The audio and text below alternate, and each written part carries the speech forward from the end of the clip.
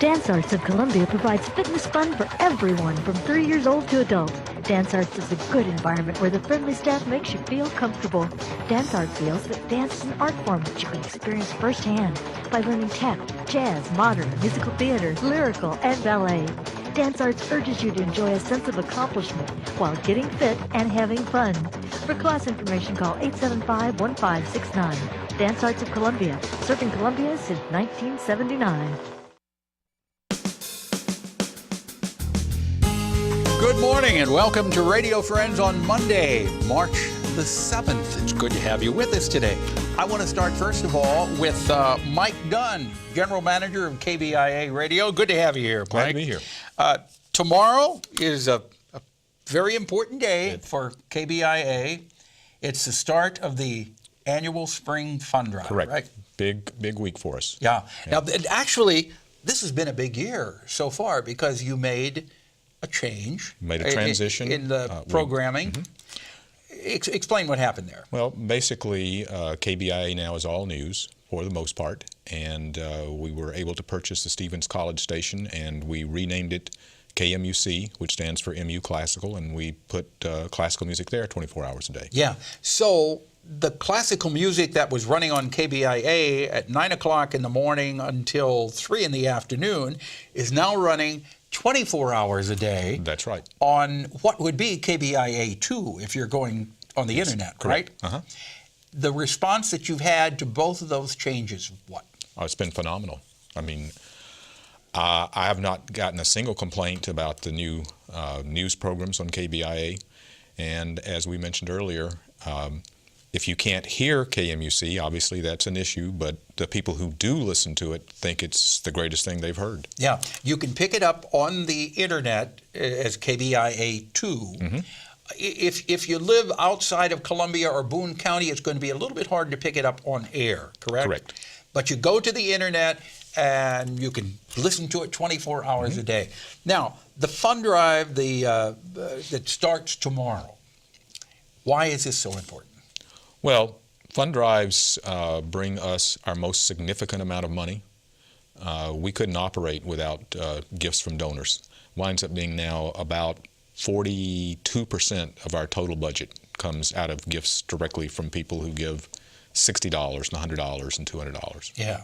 And these are people who recognize the importance of public radio in the community, because when you're listening to public radio, and we've said this before, and we've said it over and over again, when you're listening to public radio, you're hearing things on the radio station, on KBIA, that you are not going to hear anywhere else. You're just not, because the time isn't devoted on regular radio. That's a pledge pitch. Yes, I know, but it's true, isn't it? It is true. It is true. Yeah. What's your goal? $220,000. Okay. $220,000 starting tomorrow, and the fund drive. Is this going to be an abbreviated fund drive again? Another short one. It's 6 days over an 8-day period. Okay, 6 days over an 8-day period, which means there'll be a couple of days where you won't be doing it. That's correct. But what's the phone number to call? 573-882-9136. Okay, so if you would, we're a day ahead of time, but if you would like to make a pledge right now to KBIA, you can do that. And remember, you're listening to KBIA, you're hearing things that you are not going to hear anywhere else on any other radio station. Like your program. Yeah, like Radio Friends. Yeah. And we appreciate being on the air here. We appreciate because we have the opportunity to share with people in Central Missouri what is going on in our community. All right, so the phone number again is? 573-882-9136. Okay, well, we'll say operators are standing by right now to take your call. All right. Mike Dunn, thank you so much. Thank you for coming by, and thank you for airing Radio Friends also.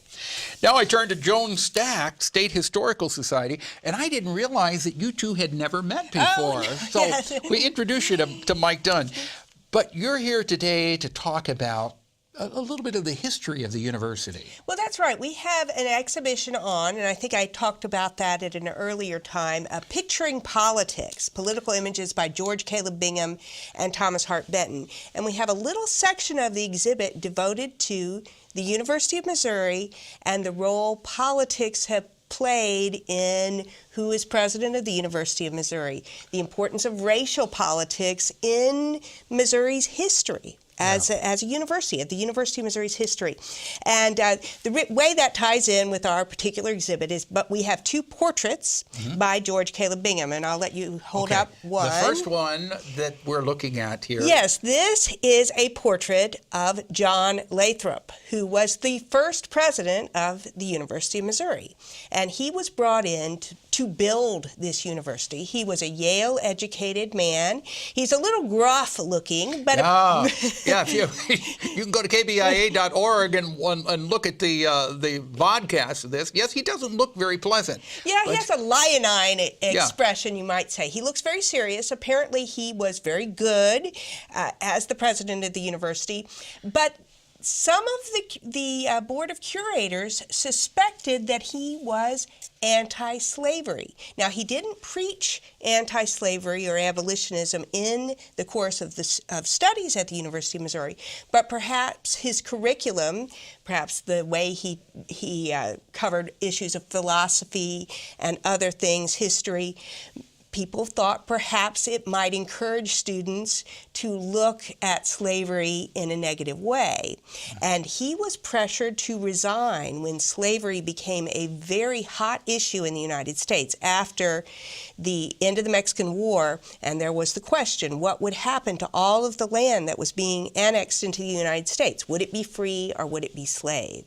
And at that point, some members of the Board of Curators pressured Lathrop to resign. And then? Well, Lathrop goes to the University of Indiana, serves as chancellor there. So he goes to a non-slave state, and the Board of Curators brings in James Shannon, who is the second president of the university, and he is a very, very pro-slavery person. He believes that slavery is sanctioned by the Bible.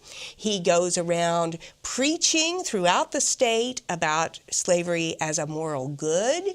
And people began to worry on the other side of the issue that he was promoting an extremist pro-slavery point of view, especially in 1856, when James Shannon started encouraging University of Missouri students to go into Kansas and encourage Kansas to become a slave state. In other words, participate in the border ruffian business. So at that point, the legislature actually passes a law that forbids any University of Missouri president from preaching.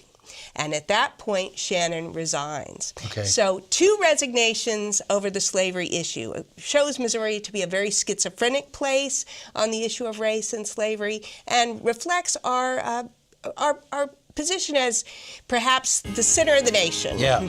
This exhibit will be up how long? Into June.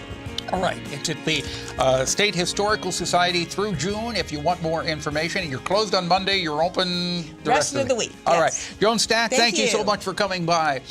Tomorrow, Mel Zelenik will be with us. We're out of time for today. Remind you, our program directed by Travis McMillan, Reynolds Journalism Institute. Audio is from Pat Akers, KBIA. Our floor director, Ariel Sierra, and our assistant producer and guest coordinator, Uncle James Mauser.